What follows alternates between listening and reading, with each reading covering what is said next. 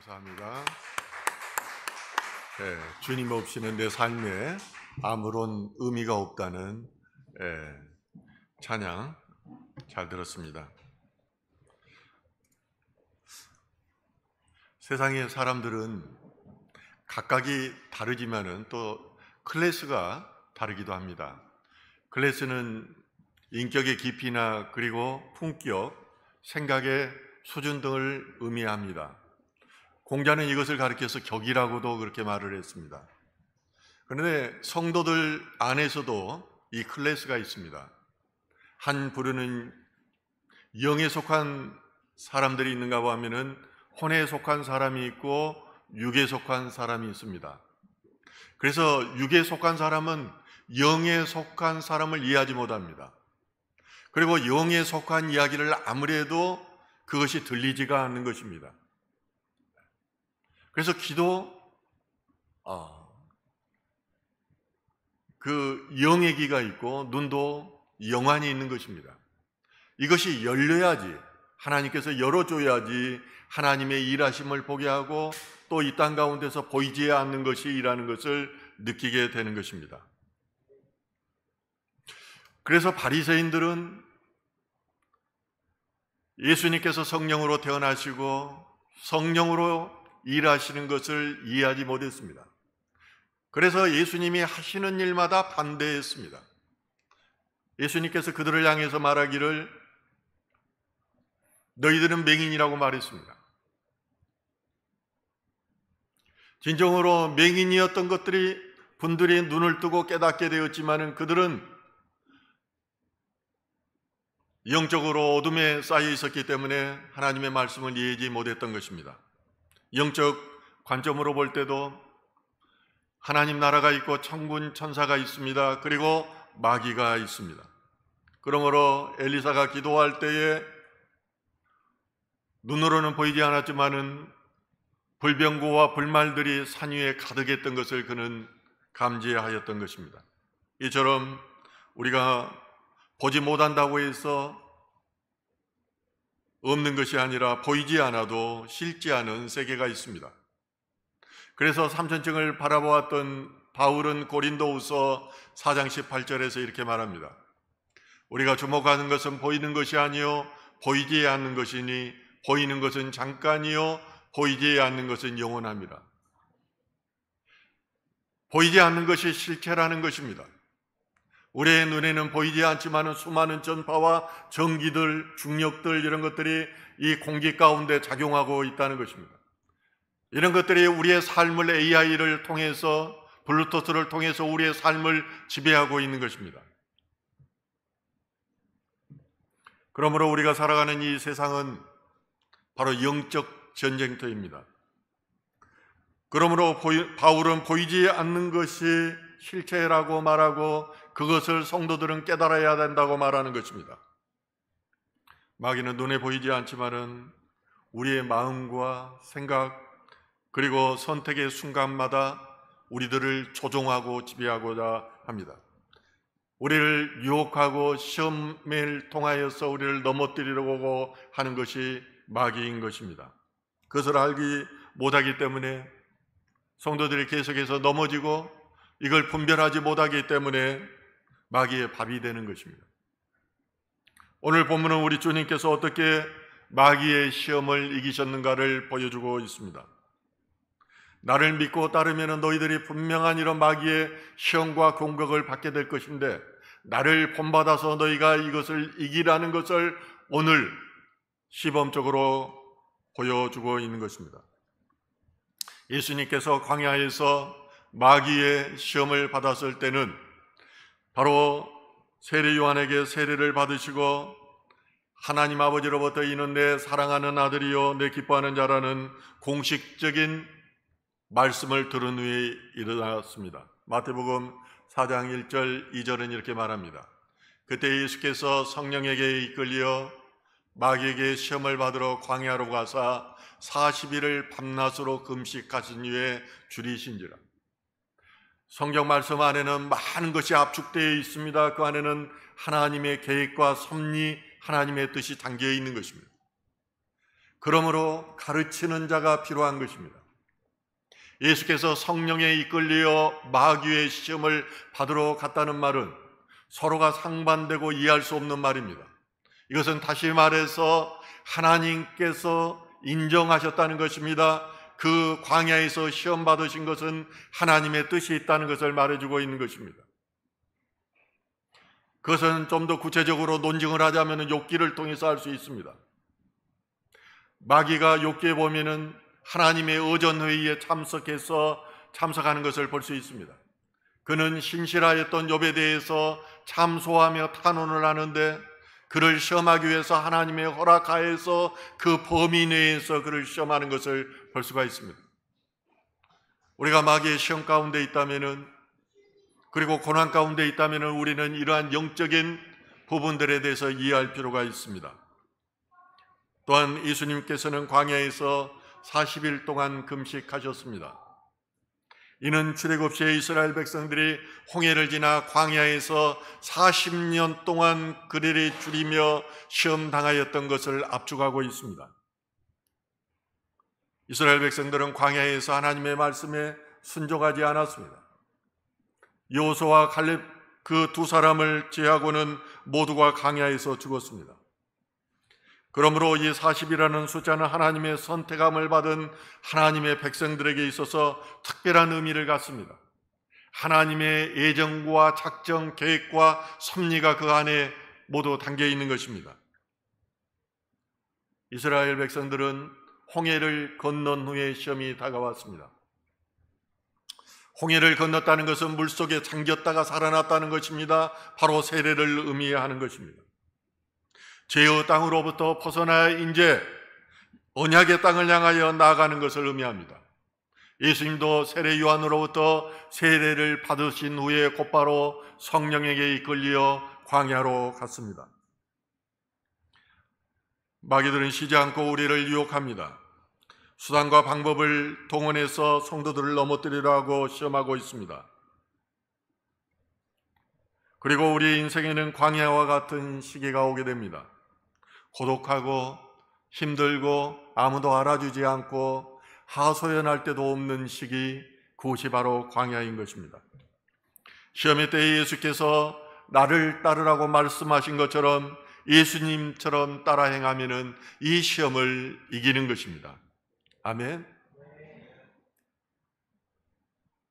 여러분들이 어려운 가운데 있다면은 영적으로 예수님께서 받았던 그 시험을 잘 묵상하십시오.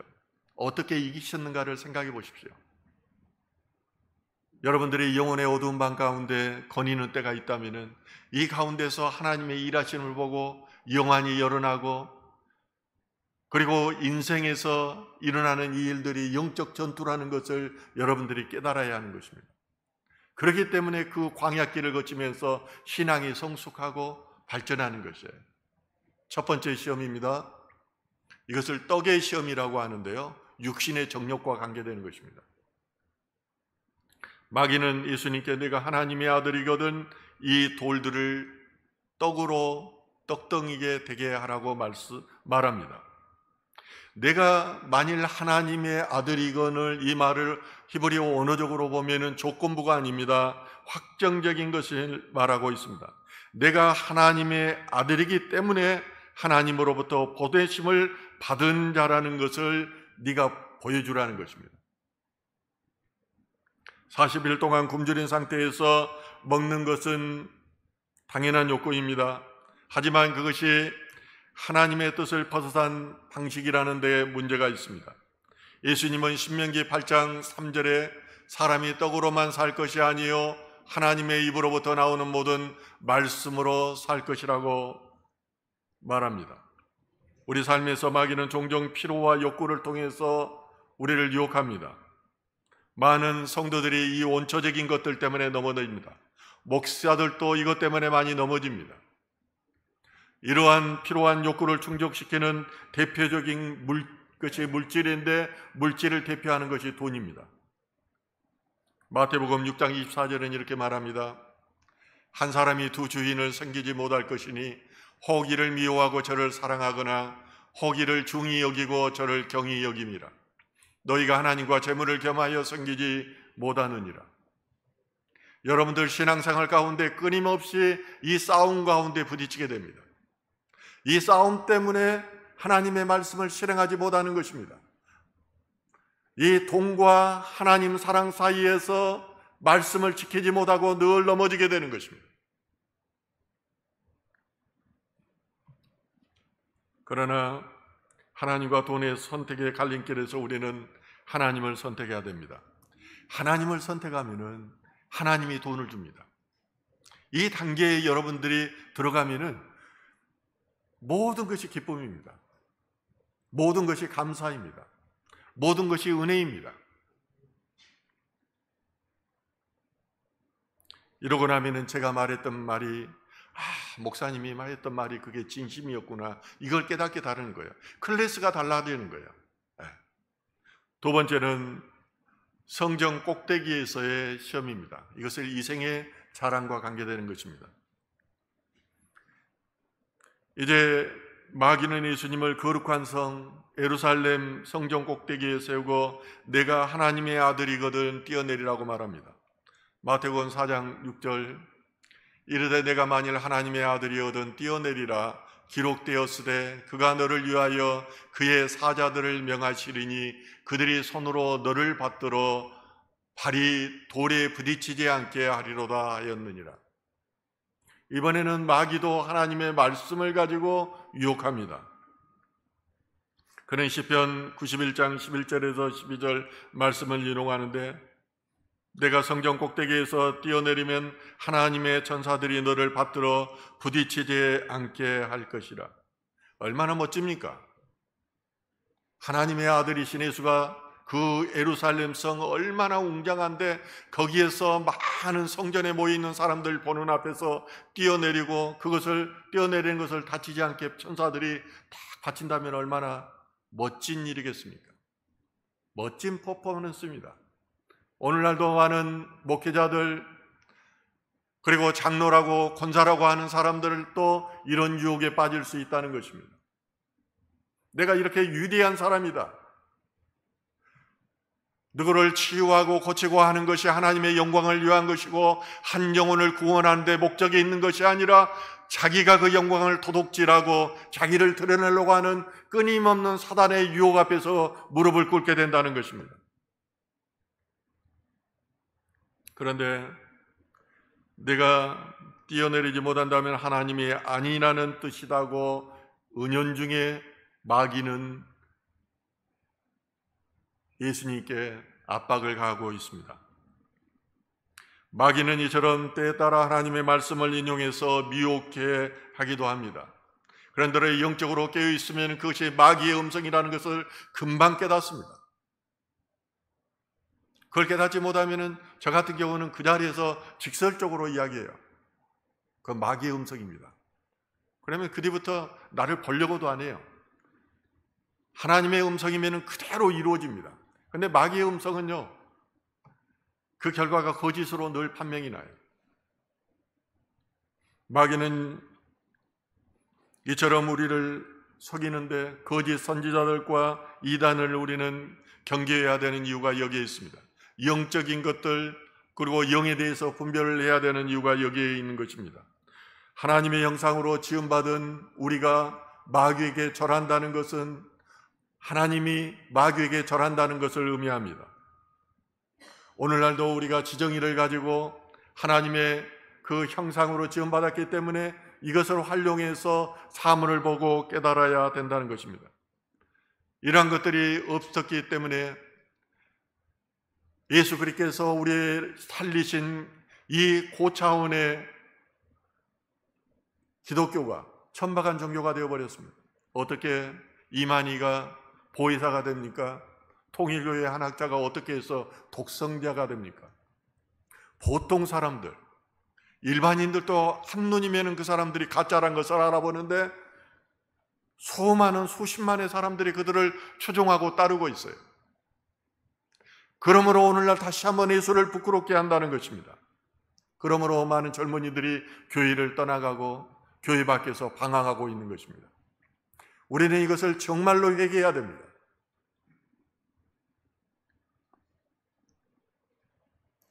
마귀가 성전 높은 곳에서 예수께 뛰어내리라고 하는 말은 인간의 명예형을 건드린 것으로 혼에 관한 것입니다. 이것이 바로 이생의 자랑입니다. 인간은 먹고 사는 문제가 해결되면 명예를 가지려고 하고 높아지려고 하고 또 이에 인해서 교만한 마음이 듭니다. 교만한 마음이야말로 신앙생활에서 가장 더러운 마음입니다. 마귀의 시험에 대해서 예수님은 다시 신명기 6장 16절을 인용하여 말씀하십니다. 주 너희의 하나님을 시험하지 말라. 우리도 종종 하나님을 조종하려는 유혹을 받습니다. 하나님, 이번만 도와주시면 제가 하나님 잘 믿겠습니다. 이번에 어느 대학에 합격시켜주면 평생을 잘 믿겠습니다. 이번 내 질병만 고쳐주면 제가 평생도록 하나님 배반하지 않겠습니다. 죽을 가운데서 병을 고쳐줬는데 하나님께서 하셨다고 고백하면서도 그대로는 교회를 떠나는 경우를 저는 여러 번 보았습니다.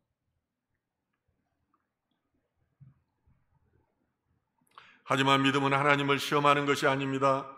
하나님을 그 말씀에 순종하는 것이 바로 믿음입니다. 하나님의 말씀에 순종하여 말씀에 그대로 딸 때 이생의 자랑을 이길 수가 있습니다.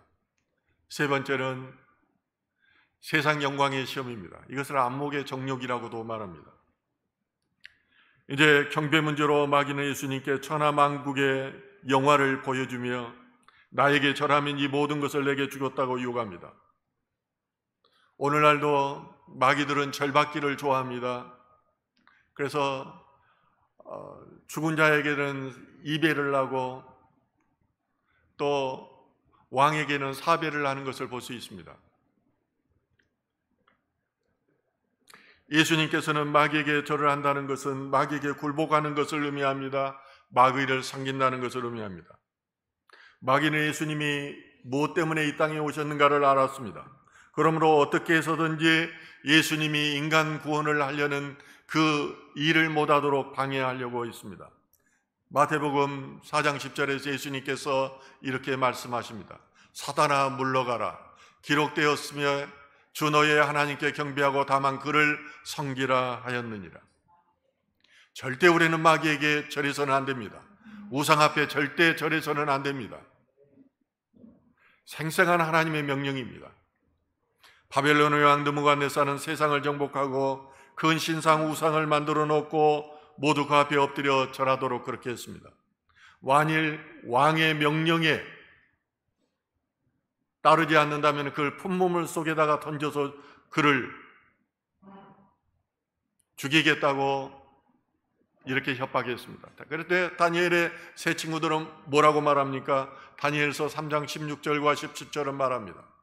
왕이여 우리가 섬기는 하나님이 계신다면 우리를 맹렬히 타는 풀물물 가운데에서 능히 건져내시겠고 왕의 손에서도 건져내시리다. 그렇게 하지 아니하실지라도 왕이여 우리가 왕의 신들을 섬기지도 아니하고 왕이 세우신 금신상에게 절하지도 아니할 줄을 아옵소서. 그렇지 하지 아니할지라도 우리는 이 신앙을 가져야 됩니다. 그렇게 하지 아니할지라도 우리는 천국을 소유한 사람들입니다. 우리는 더 좋은 것으로서 우리가 누릴 수 있다는 것을 우리는 믿는 사람들입니다. 다니엘의 세 친구들은 우상이나 사람 앞에 절하지 말라는 하나님의 말씀을 끝까지 지킨 것입니다. 느부갓네살 왕은 마귀의 모형입니다. 사단은 하나님과 그의 백성을 대적하라는 자라는 뜻입니다. 요한계시록 12장 9절에 보면은 큰 용이 내쫓기니 에뱀 곧 마귀라고도 하고 사단이라고도 하며 온 천하를 깨는 자라. 그가 땅으로 내쫓기니 그의 사자들도 그와 함께 내쫓기니라. 저는 목사가 되기 전에 몇 번의 지옥을 경험했습니다. 그냥 영적인 의미의 지옥이 아니라 지옥 같은 그런 시험의 단계를 거쳤다는 말입니다. 그때 사단 마귀가 일하는 것을 큰 용이나 뱀으로 보여줬습니다. 뱀은 인격적인 존재입니다. 우리가 생각하는 기어다니는 뱀의 존재가 아닙니다. 그는 생각하고 하나님의 말씀도 잘 알고 우리를 유혹하기도 합니다. 제가 설교문에는 없는 것이지만은 이 말을 전해야 될까 말까까지 조금 전까지 제가 고민을 했는데요. 저희 아버님은 믿지 않고 돌아가신 분이에요. 우리 어머니 교회 다니는 것도 못 가게 막으셨던 분이에요. 아버님 길을 얼마나 앞두고 며칠을 앞두고 있는데 꿈으로 그걸 보여주셨어요. 제 은사님도 존경하는 은사님이었는데 교회를 다니다가 또 안 다니기도 했습니다. 그런데 그분은 부끄러운 구원을 받았더라고요. 그런데 아버지는 구원을 받지 않았어요. 그런데 제 은사님이 저에게 말해주는 거예요. 마귀가 그렇게 한 것이다. 마귀가 그렇게 했다는 거예요. 제 은사님이 저에게 하는 거예요. 저는 알았어요. 마귀가 그렇게 했구나.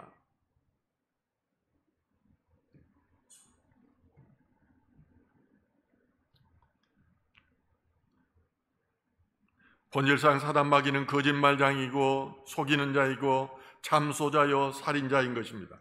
마귀가 땅으로 쫓겨나 그의 선지자인 귀신들과 함께 믿는 자들을 어떻게 해서든지 넘어뜨리려고 하는 것입니다. 오늘날도 수많은 사람들이 마귀의 유혹과 협박에 넘어가 소설 파우스트에 나오는 것처럼 영혼을 팔아넘기게 되는 것입니다. 그 대가로 세상에서 명예와 부 이런 것을 누리게 되는 것입니다. 실제로 저는 그것을 몇 건을 봤습니다. 높은 자리에 올려주기도 해요. 마귀가 해요. 저한테 미리 말을 하더니 그대로 되더라고요. 우리가 신앙생활을 하는 가운데도 하나님의 말씀이 아닌 자기의 생각으로 합리화하고 정당하며 마귀와 타협하는 경우가 종종 있습니다. 명목상으로는 이웃사랑, 평화를 주장하지만 이것은 하나님이 아닌 사단에게 절하는 것입니다. 네 번째, 저는 오늘 메시지를 전하고자 합니다. 그것은 바로 말씀으로 승리하자는 것입니다. 예수님은 40일 동안 광야에서 마귀에게 시험을 당하였습니다. 광야는 히브리어로 미드바르입니다. 그런데 신명기 1장 1절에는 광야라는 미드바르와 말씀이라는 다바르가 같이 사용되고 있습니다. 요한복음 1장 1절에 태초에 말씀이 계시니라 이 말씀이 하나님과 함께 계셨으니 이 말씀은 곧 하나님이시니라. 여기서 말씀이 다바르이고 로고스이고 예수님입니다. 하나님의 말씀은 창세기에서 요한계시록까지 1.1획도 틀림이 없습니다. 아구가 정확히 맞습니다. 결국 광야가 말씀인 것입니다. 예수님께서는 광야에서 마귀의 세 가지 시험을 이기시면서 모두 성경 말씀을 인용하였는데 그것은 바로 신명기서입니다. 신명기서는 다시 거듭 말하다는 그런 의미를 가지고 있습니다. 출애굽기, 레위기 그리고 민수기에 나오는 말씀을 다시 한번 반복해서 신명기에서 말합니다. 왜 그랬을까요? 그만큼 중요하기 때문입니다. 하나님이시며 말씀이신 예수님이 굳이 기록되었으며라고 성경 말씀을 인용해서 마귀를 대적하는 것은 오늘 사는 성도들이 광야를 지날 때에 말씀으로 승리해야 되는 것을 가르쳐주고 있습니다. 저는 말씀으로 마귀를 대적할 때도 예수 그리스도의 이름으로 명하노니 마귀를 물러나라고 그러면은 처음에는 몇 번 움찔움찔해요. 움찔했다가 다시 이렇게 다가오기도 해요. 그러면은 예수 보혈의 불을 뿌려요. 그러면 사라지기도 하고 정 사라지지 않을 때는 하나님의 말씀으로 대적하면 바로 사라져요. 가장 강력한 것이 이 하나님의 말씀이에요. 저는 그걸 경험을 통해서 느꼈어요. 마귀의 시험에 들었던 아담과 하와는 선악과를 먹지 말라는 첫 번째 시험에서 패배했습니다. 출애굽한 이스라엘 백성들은 광야 40년 동안 불순종 때문에 대부분 광야에서 패배했습니다. 그러나 예수님은 광야에서 40일을 금식한 상태로 먹는 육신의 문제에서 정신적인 것, 영적인 것 등 모든 시험을 끝까지 다 승리로 이끌었습니다. 그 승리의 비결이 바로 하나님의 말씀에 있는 것입니다. 사단마귀는 사망을 가지고 인생들을 조종합니다. 그런데 예수님께서는 스스로가 죽으심으로 사단마귀의 사망 권세를 이기셨습니다. 이 신비를 생각해 보면요 놀라워요. 그래서 예수님이 모사이고 기묘자예요. 여러분들 한번 하나님을 경험해 보십시오. 내가 생각했던 방법으로 하나님이 일하지 않습니다. 제가 어떻게 경찰을 그만두고 나서 목회를 할 줄 알았는데 어떻게 여기로 부를 거라고 일이라도 생각해 봤어요? 이게 기묘자인 겁니다. 예수님께서 이 시험을 이기자 마귀는 예수를 떠나고 천사들이 나와서 수종들더라고 마태복음 4장 11절은 말하고 있습니다. 누가복음 4장 13절에서는 마귀가 얼마 동안 떠나니라고 기록되어 있습니다. 이 얼마 동안 떠나 있던 마귀가 예수님의 십자가에 칠 때 다시 나타납니다. 마귀는 광야에서 예수님께 내가 만일 하나님의 아들이거든 떼어 내리라고 말한 것처럼 십자가에 매달렸을 때 내가 하나님의 아들이거든 자기를 구원하고 십자가에서 내려오라고 군중들의 입을 통해서 다시 말합니다. 예수님은 마귀의 말처럼 충분히 십자가에서 내려와서 군단들, 천군 천사를 동원해서 조롱하는 자들을 무참하게 벌벌 떨게 응징할 수가 있었을 것입니다. 그러나 그러지 않으셨고 마지막 숨이 끊어지는 순간까지 인간 한계치를 넘는 모든 고통을 다 겪으시고 마귀를 이겼습니다. 십자가 위에서 예수님께서 모두 이루신 것입니다. 그러므로 십자가에 권능이 있는 것입니다. 오늘날도 마귀는 똑같은 방법으로 예수님을 따르는 우리 성도들을 끊임없이 괴롭히고 시험을 합니다. 물질적인 문제로 육을 공격하고 안 되면 정신적인 문제로 홍을 공격합니다. 또 안 되면 신앙의 절개를 무너뜨려 영을 오임시키려 합니다. 히브리서 4장 15절에 우리에게 있는 대제사장은 우리의 연약함을 동정하지 못하였을 이가 아니요 모든 일에 우리와 똑같이 시험을 받으신 이로되 죄는 없으시니라. 우리 주님은 인간적 본성을 가지시고 우리와 같이 연약함을 가지신 분입니다. 그러나 그 안에는 하나님의 신성이 있었습니다. 성령님이 일하셨습니다. 우리의 육신의 몸으로는 십자가의 그 고통을 감당하지 못하지만은 하나님이신 예수님께서 스스로가 십자가를 지심으로 그것을 감당하셨던 것입니다. 우리 주님은 인간적 본성을 가지고도 우리와 같은 연약함에 시달려 보셨기 때문에 우리 연약함을 압니다. 그리고 우리를 구원해 줄 수가 있다는 것입니다. 히브리서 2장 18절은 그가 시험을 받아 고난을 당하였은즉 시험 받는 자들을 능히 도우실 수 있느니라고 말씀하십니다.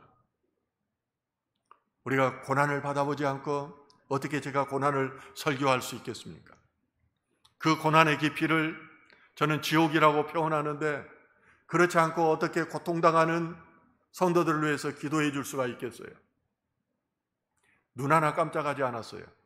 왠 줄 압니까? 하나님께서 일하심을 저는 다 보았기 때문이에요.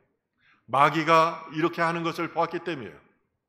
이것을 통해서 하나님의 뜻이 있다는 것을 저는 바라보았기 때문이에요. 여러분 가운데도 어려움이 있고 마지막 그 시험의 터널을 지나는 분도 있을 것입니다. 이때 우리는 주님의 말씀을 붙들고 하나님께 기도해야 됩니다. 내 안에 치유의 문제, 내 안에 상처의 문제 많이 있을 수 있습니다. 이런 것들은 다 죄와 관계되어 있습니다. 이것은 예수 그리스도의 십자가의 보혈이 않고서는 해결되지가 않습니다.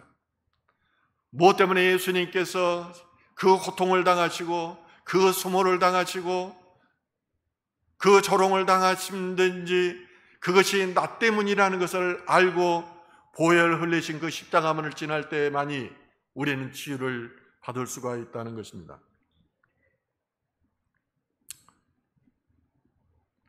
사단 마귀는 성도들에게 마귀의 존재를 인정하지 말라고 가르칩니다.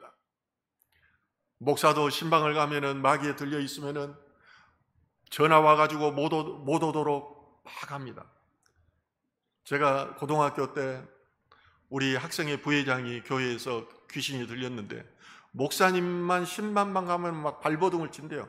목사님 저 멀리 오는데도 미리 알고 발버둥을 치는 거예요. 마귀는 그렇게 멀리까지 다 보는 거예요. 의도까지도 다 알아요. 그리고 귀신들이 네 조상이라고 그렇게 믿게 만들어요. 그러나 사단 마귀 천사 성령은 모두가 실제하는 것이고 우리의 삶 속에서 늘 경험하는 것들입니다. 영적 전쟁에서 성도들이 유일한 무기는 하나님의 말씀인 성령의 검입니다. 우리가 말씀을 계속 묵상하고 말씀으로 무장해야 되는 것도 바로 이 영적 전쟁에서 승리하는 것입니다. 이것을 믿지 않으면 늘 넘어져요. 그러면서도 내가 뭐 때문에 넘어지는지도 몰라요. 넘어지는지도 몰라요. 아무리 목사가 설교하고 가르쳐 주려고 발버둥을 쳐도 거부하고 교회 안 나와버립니다. 오직 말씀으로 승리함으로 이 땅 가운데서 하나님의 평화와 그리고 영생을 누릴 뿐만 아니라 죽어서도 영원한 하나님의 영생을 누리시길 소망합니다. 영생은요, 죽지 않는 것이 영생이 아니에요. 지옥 가는 사람도 영원히 죽지 않아요. 고통이 처음과 끝이 똑같아요. 그 사람도 영생하는 거예요. 왜 이 선악과를 따먹은 아담과 하와에게 그 불칼과 그룹들로 이 지키심에서 생명나무 열매를 못 따먹게 하나님께서 하셨겠어요? 그것을 따면 영생하게 돼요. 생명과물을 따먹으면요. 영벌이 채워진다고요. 평생 동안 구원받지 못하고 지옥에서 불불 가운데서 고통스럽게 죽어간다고요. 평생 동안이에요. 평생 동안. 하나님의 목적은 구원하는 데 있었습니다. 그러므로 그에게 가죽옷을 입혀주는 거예요. 가죽옷은 짐승을 죽여서 피 흘렸다는 거예요. 율법이 생기기 훨씬 전의 일이에요. 아벨은 그것을 믿었어요. 그러나 가인은 믿지 않았기 때문에 피 흘리는 제사를 지내지 않았던 거예요. 말씀을 잘 묵상해 보면 여러분들 그것을 이해할 수가 있어요. 오직 말씀으로 그것을 붙들고 오직 말씀이신 예수 그리스도를 배반하지 않고 그걸로 승리하는 저와 여러분들이기를 주님의 이름으로 축원합니다. 오늘 말씀으로 승리하는 삶, 이것을